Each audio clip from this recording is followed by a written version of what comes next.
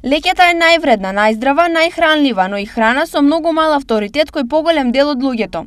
Иако во својата моќ и богатство од хранливи содржини, здравието го чува како најдобар ворник, таа во нашите трпези не е често присутна. Никој пат.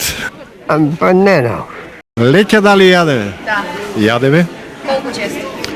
па еднаш кон неделата.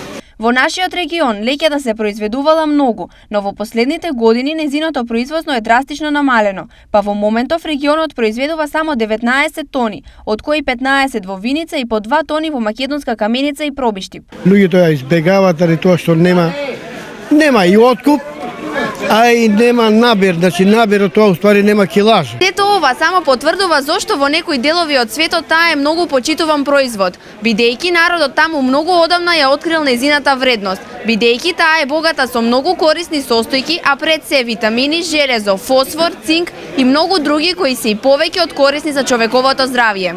Освен леќата која на градскиот пазар ја има малку, изобилството од другите производи не изоставуваше, а најбараните се продаваа по следниве цени.